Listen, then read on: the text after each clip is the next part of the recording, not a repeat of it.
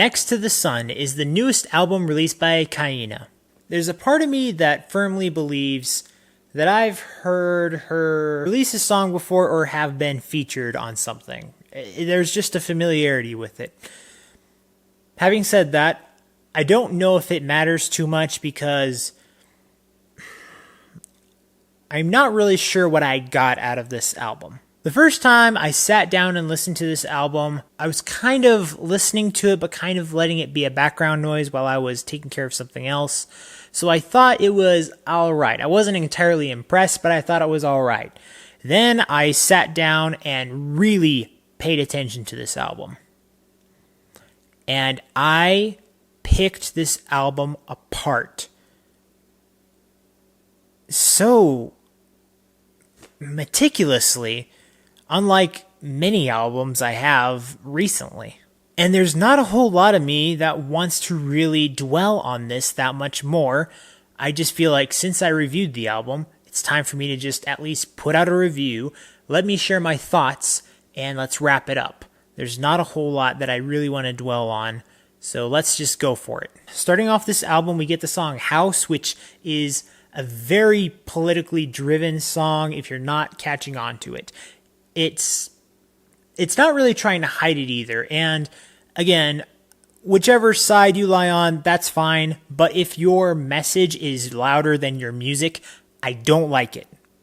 Whatever the message is, if the message is not hand in hand with music, if it is louder, if it is going to shove itself into your face, I don't care for it. Some of the songs are a little bit just too slow. Their tempo and dynamics are just uninteresting, in a way too slow for me to even care about it. There are some exceptions to the production for the most part. The song Waiting on a Day, that one I was kind of into it. The song next to The Sun wasn't too bad, I guess. The song Joy's Secret, it had like the most unnecessary intro I've ever heard. Ever. It didn't feel like it added anything to the song. This is one of those songs where I just feel like it was pointless, so why put it on the album? The very last song, Green, it's just a poor Latino production. So poor, so poor. This is the part where I'm just going to start reading notes instead so that I can try to wrap it up quickly.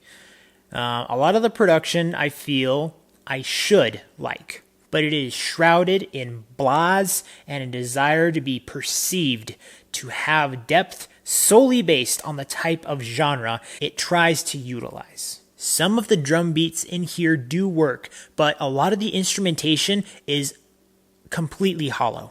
This could get away with being looked as good background music, but even then, there's always someone paying attention to background music, and that person will recognize how illegitimate of musical value this album contains. There's not enough about this artist that I know. I just know I didn't enjoy listening to it.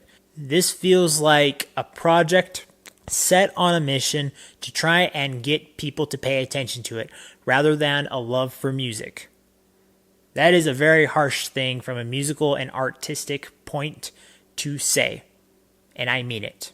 There's literally nothing about this album that is going to make me want to go back to re-listen to it. So after having listened and reviewed this album, with production of 58%, creativity 42%, expression and lyrics 42%, this album gets a no.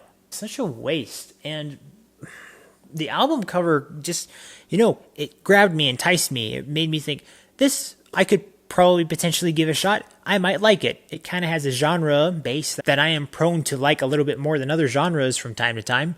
So give it a shot, right? That's what I'm supposed to do. I want to give music a chance.